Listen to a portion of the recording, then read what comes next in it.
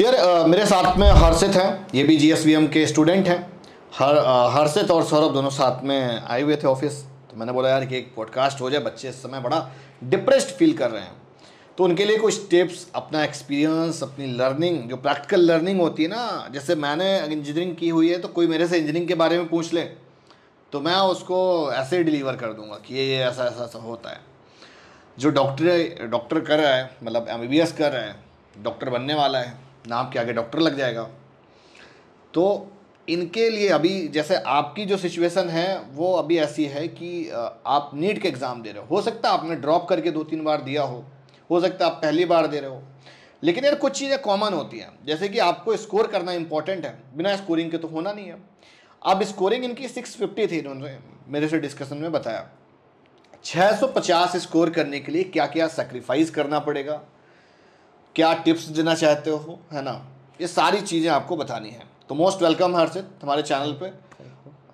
और पहले अपना इंट्रोडक्शन दो, फैमिली बैकग्राउंड के बारे में बताओ थोड़ा सा, ताकि बच्चे कोरिलेट कर पाएँ थोड़ा सा। मेरा नाम हर्षित चतुर्वेदी है और मैं यहीं कानपुर से हूँ। मेरा घर जो है दोनों जगह है, कानपुर यहाँ पे भी है और कानपुर देहात में भी है। तो मेरे पापा जो हैं वो किसान है, मतलब एक तो मैं वहीं से बिलोंग करता हूँ, मतलब एक। आपको कैसे लगा कि आपको एमबीबीएस करना चाहिए?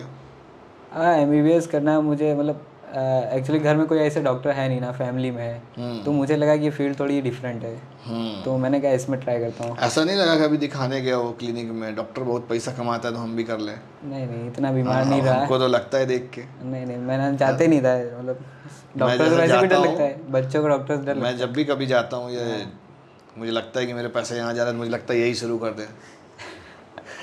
ऐसा नहीं होता है? मुझे ये बताओ कि जब नीट की प्रिपरेशन कर रहे थे तो उस प्रिपरेशन के दौरान आपको क्या क्या चीज़ों को डिफ़िकल्टी फेस करनी पड़ी? बिकॉज आज के टाइम पे है जो ड्यूरेशन अभी बच्चों को बचा हुआ है, जो आपके जूनियर्स हैं, उस पर 45 डेज़ तो उनके, या 40 डेज़ जो रह गए हैं, उनका यही सोचने में निकल जाना है कि हमारी दिक्कतें इतनी हैं, वो दिक्कतों में ज़्यादा फोकस करते हैं और अपनी स्टडी में कम कर पाते हैं। तो आपके साथ भी ऐसा हुआ है?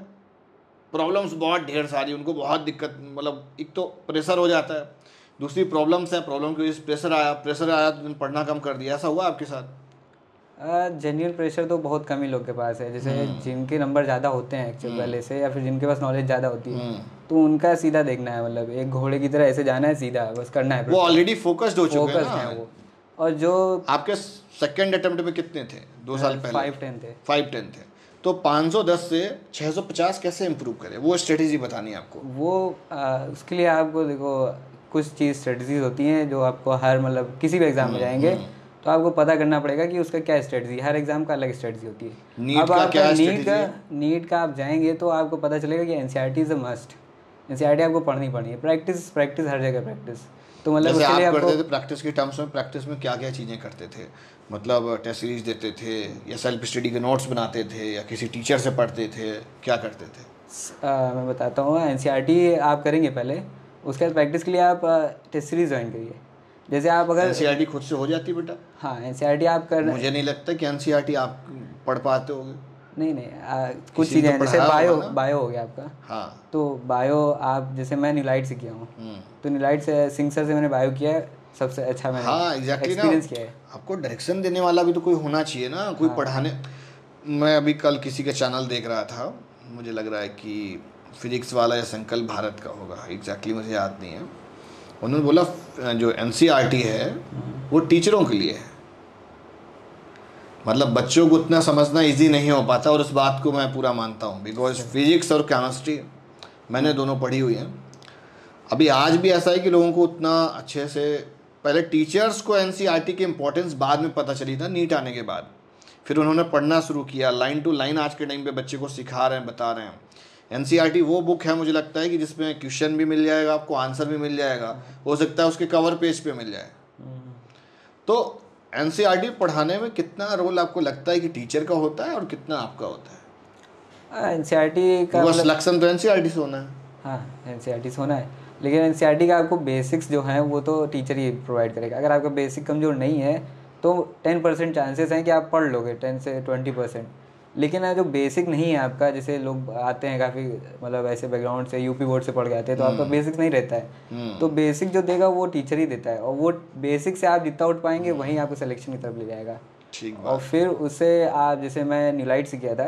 आपका बोर्ड जो 12th का था वो यूपी बोर्ड था, सीबीएसई बोर्ड था? सीबीएसई था। सीबीएसई बोर्ड से था। यही कानपुर से महाराणा प्रताप एजुकेशन सेंटर से किया था। ये जो इधर पास में ये वही बगिया क्रॉसिंग एसपीएम हॉस्पिटल। ओके, तो मुझे ये बताओ थोड़ा सा, जैसे आपने एनसीईआरटी बोले पढ़ेंगे ऐसे करेंगे, तो वो कैसे, आप कैसे करते, तो मैं वो जानना चाह रहा हूँ ना। आपकी एक अपनी प्लानिंग रहती होगी ना कि हमने सुबह उठ के ये जो झंडे गाड़ने, हमने वो गार्ड आए दिन तब हुआ ना। इसके सबका अलग अलग स्ट्रेटजी रहती है। मुझे आपकी स्ट्रेटजी जाननी है भाई। मैं बताता हूँ, मैं अपनी बताता हूँ। मेरी स्ट्रेटजी ये थी कि मैं समझता था कि सुबह जब आप उठते हैं तो आपका मतलब ज़्यादा फ्रेश रहते हैं और आपको मतलब ज़्यादा टेंशन नहीं रहती सुबह, क्योंकि बताते हैं ऐसा मेडिकल में, जैसे मैं आप जान पाया कि सुबह 4 से 10 बजे तक आपका कुछ हार्मोन रिलीज होते हैं जो कि आपको एकदम फ्रेश रखते हैं, आपको ज़्यादा सोचने की शक्ति देते हैं। तो मैं, लगता था सबको एक्सपीरियंस होता है सुबह उठने के बाद, तो मैं क्या करता था कि सुबह फिजिक्स को देता था, क्योंकि फिजिक्स हम लोग के लिए बहुत टफ है। आपको? हाँ, जैसे आप कुछ जिससे बोलेंगे, मैथ वालों से पूछेंगे तो उनके लिए तो ठीक है, नहीं मेरे लिए फिजिक्स टफ होती थी। तो तो हम लोग के लिए फिजिक्स बहुत टफ है। मैक्सिमम 90% लोग, कुछ ही लोग होते हैं जो एक्स्ट्राऑर्डिनरी। फिर हम लोग क्या करते थे, दोपहर में एसपी से बोलते थे कि आपको 2 से 5 सोना नहीं है। तो कई बच्चे क्या करते हैं कि 2 बजे खा लिए फिर सो गए थोड़ी देर की, चलो 1-2 घंटे आराम। वो नहीं सोना है आपको, चाहे कुछ भी करो, चाहे केमिस्ट्री पढ़ो चाहे आप बायो पढ़ो, क्योंकि फिजिक्स आप नहीं पढ़ पाएंगे दोपहर में, ये सब लोग जानते हैं कि फिजिक्स पढ़ोगे तो नींद तो आनी है हमारे लिए। तो नहीं, ये बात सही कह रहे हो। मुझे भी अपना क्लास याद आ रहा है, तो मेरा तो 2:30 बजे का क्लास रहता था, 5:30 बजे छूटता था। तो एसी चलती है अच्छी खासी बड़े बड़े कोचिंग इंस्टीट्यूट में, तो हमेशा पीछे सो जाते थे। जब छुट्टी हुई तो अपना बैग वैग निकाला और सबसे तेज भागे बाहर की तरफ। तो ये हो जाता है फिजिक्स पढ़ने में। ये बहुत मतलब फैक्ट बेस्ड बात है, मैं मतलब एक्चुअल को रिलेट कर पा रहा हूँ। वो आज भी चल रहा है कोचिंगों में, पीछे वाला सीन सोते हैं आज भी काफ़ी लोग। नहीं, वो तो बच्चे पे डिपेंड करता है, कोचिंग्स का उस पर कुछ नहीं है। और क्या करना चाहिए स्टूडेंट को, पॉइंट वाइज बताना बड़े शॉर्ट में। मैं शॉर्ट में ही बोलना चाह रहा हूँ कि शॉर्ट में आपको कुछ चीज़ें करनी है। पहला, एनसीईआरटी आपको फोकस रहना है, एनसीईआरटी पढ़नी है। और दूसरा, आपको टेस्ट सीरीज के लिए टेस्ट सीरीज देनी है और प्रैक्टिस के लिए। समझ गया, टेस्ट सीरीज। और उसके बाद टेस्ट सीरीज से आप जो पेपर दे के आएंगे उसको एनालिसिस बहुत इंपॉर्टेंट है कि आपकी गलतियाँ हुई हैं। ओके, वो गलतियाँ आपको नोट करनी है। तो उस गलतियों को नोट करोगे आप, उसी को इम्प्रूव करें। फिर नेक्स्ट पेपर में वो गलती होनी नहीं चाहिए आपकी। तो वही इम्प्रूव करना पड़ेगा ना, मतलब एक बार मिस्टेक होगी, दोबारा मिस्टेक नहीं होगी, डस्टबिन की मिस्टेक नहीं हुई, फिर ना वो इम्प्रूवमेंट हो गया। मेरा जो ड्रॉप था उसके बीच में मुझे ये सब चीज़ें नहीं पता थी, तो ये जो सेकंड ड्रॉप था मेरा, इसमें मैं जब आया था सर के पास, सिंह सर के पास, तो सर ने यही कुछ स्ट्रेटजी बताई थी कि एनसीईआरटी से भटकना नहीं, नो मॉड्यूल इधर उधर आपको नहीं भागना है, जितना भागोगे उतना डेविएट हो जाओगे। फोकस आपको एक पॉइंट पे करना होता है और उसी पॉइंट के लिए रोज वर्किंग करनी होती है ना। तो सर ने यही बोला था कि टेस्ट सीरीज दो, उसको एनालाइज करो, उसकी गलतियां लिखो एक कॉपी में, और उस गलती को होने मत दो अगले पेपर दोबारा नहीं होने दो। तो लास्ट पॉइंट ये है कि आपको जो पेपर देने, कई लोगों के साथ प्रॉब्लम होती है कि पेपर देने जाते हैं तो कई चीज़ें भूलने लगते हैं, मतलब कि भूल रहे नहीं आ रहा है कोई चीज़ें, तो उसके लिए मैं बताता हूँ आपको कि शॉर्ट नोट्स बनाइए। बायो में ना बनाइए, बायो तो आपको पूरी पढ़नी पड़ती है, आप केमिस्ट्री और फिजिक्स में शॉर्ट नोट्स बना लिए। शॉर्ट नोट्स बनाइए, एक पेज में एक चैप्टर आ जाए, 1.5 पेज में आ जाए, कोई दिक्कत नहीं, बड़े चैप्टर 2 पेज में। तभी हम टेस्ट सीरीज के लिए जल्दी से रिमाइंड कर पाएंगे, क्योंकि न्यूलाइट में से एफएलटी होता है, तो उसमें आप क्या करते हैं कि पूरा पढ़ना पड़ता है। तो अगर आपके शॉर्ट नोट्स पूरे बने हैं लास्ट टाइम पे, मतलब प्रिपरेशन हम अगर अच्छी स्कोरिंग करनी है तो पूरा सिलेबस पढ़ के करें, पूरा सिलेबस, उसको नोट्स बना के करें। ये एक्चुअल स्ट्रेटेजी, उसमें गलतियां हो उसको हम इम्प्रूव करें और दोबारा से वो हैपन ना हो। और ये शॉर्ट नोट्स आपके ये नहीं कि शुरुआत में प्रिपरेशन करें तो 2-3 मंथ बन गए, नहीं, आप बनाइए 9 महीने लगा दीजिए, पेपर 12 मंथ में होगा तो आप 9 महीने बनाइए, आखिरी के 3 महीने उसको पढ़ के इतना पेपर दीजिए कि वो आपको मेमोराइज हो जाए पूरा। लास्ट डे जब आप जाएंगे तो आपको तो ये तो आपको रोज एक ईंट लगानी पड़ती ना। It's not a 1 day 2 day process, it's long time process. जब मैं अपने टाइम पे जब पढ़ता था ना तो हम क्लासरूम पे ही पढ़ के याद कर लेते थे और वही हमारा काम आता था फाइनल डे। तो ये मतलब बड़ा प्रैक्टिकल है, इसकी हेल्प से आपको काफ़ी एक अच्छा इफेक्टिव रहेगा, काफ़ी स्कोरिंग इम्प्रूव होगी। तो भाई इन्होंने 2-3 तरीके जो बताए हैं बड़े इंपॉर्टेंट है। ये मतलब टेस्ट सीरीज के पैरेलली आपको अपनी एफिशिएंसी को, एक्यूरेसी को बढ़ाते रहना है। तो हर्षित ने यार काफ़ी अच्छे पॉइंट्स बताए, है ना।